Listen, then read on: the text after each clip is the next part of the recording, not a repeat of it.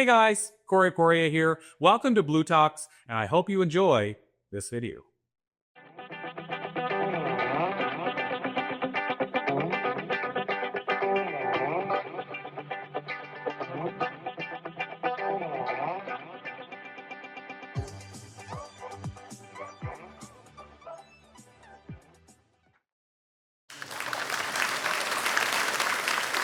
It is so good to be at University of Toronto.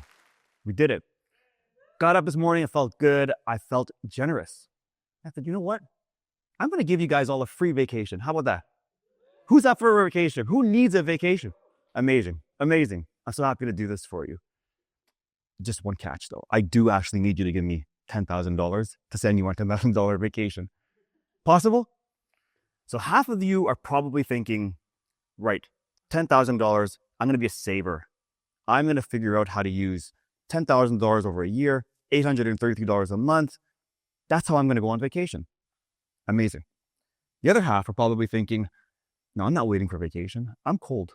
I'm going on vacation right now. I'm going to be a borrower. I'm going to spend someone else's money and pay that back over the next course of the year. Either way, you're both spending all of your money to end up on a vacation and back to zero. This is a problem. This is a real life problem. So it's a problem for me because I'm a wealth strategist, and I know that when you are starting from zero, you got a zero problem. You can't build wealth from nothing. So up to this point, you've really only considered being a saver or being a borrower. You save, you save, you spend when it's time to spend. When you're a borrower, you borrow the money, you spend it right away, and you save to pay back. You're doing the same thing and you're ending up at zero. How many times have you worked hard? Every day, 9 to 5, doing your thing, trying to save up the money, only to end up back at zero. Hands up if that's you. I get it. I'm no different. For many years, I would do the same routine, get up in the morning, have the coffee, work hard. Do the same thing everyone says to do. Save up, invest, consolidate, no debt, all those things. And I found that I was always struggling with, am I doing it for today? Or am I doing it for tomorrow? What am I living for? It's a very difficult place to be. We are trained to think that we need to spend to survive. Of course. And every time we spend, we end up poorer. Spending equals poorer. I wonder, is there a different path to life where we don't have to go on this treadmill, on this hamster wheel, where we're spending and spending and spending? The answer is yes. The answer is yes, you can figure this out. And it comes down to one single word: balance. See, a lot of us are operating with this same mentality. We're thinking all of our decisions are either balanced or unbalanced. And a lot of us are making unbalanced financial decisions.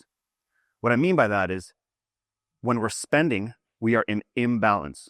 We are using our money to do nothing else other than to spend. We're not building wealth every time we take our money and give it to somebody else. That's a hard place to be. Can't there be a way to actually build wealth while we're spending at the same time? It's got to be a way. And the answer is balance. Think about this. For the parents in the room, when you're sitting down for dinner with your kids and you've got, they want ice cream before they finish their dinner, what do we say? Eat your veggies first. Eat your veggies first. We understand balance. We balance bad with good, and we're not doing that financially.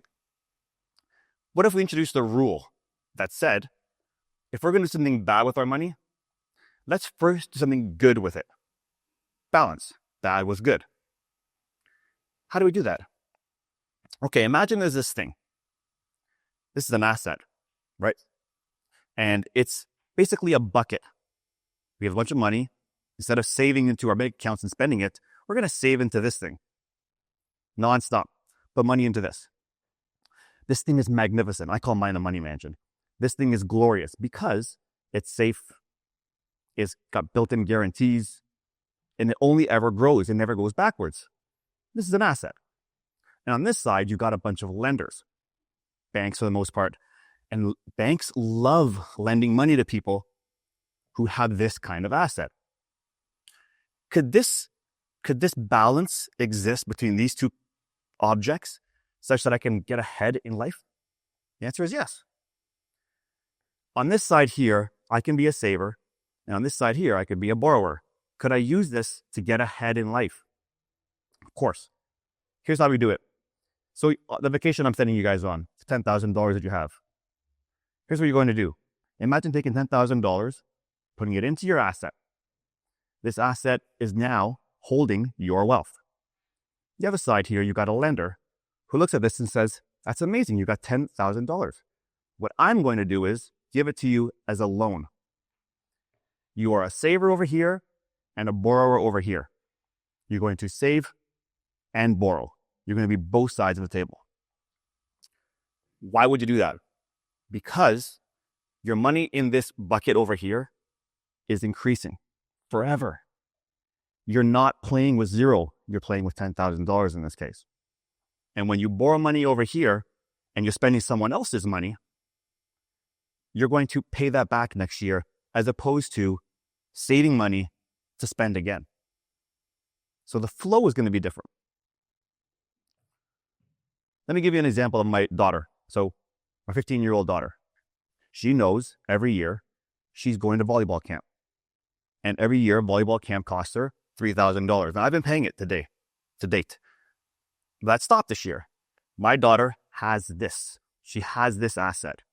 And when it came down to spending money, she said, Dad, I saved $3,000. I'm ready to go to volleyball camp. Let's do this. And any other parent would say, good for you, kid. You saved up, you earned it, go spend that money. We stopped her. Because if she spent that money, that $3,000 will forever be out of her life and it will never grow for her. There's no balance. What we did instead was say, you have this asset.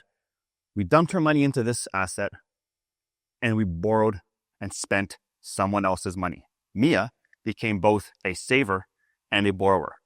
Now, instead of next year having to pay $3,000 in savings again, saving it all up, she's now paying back her loan.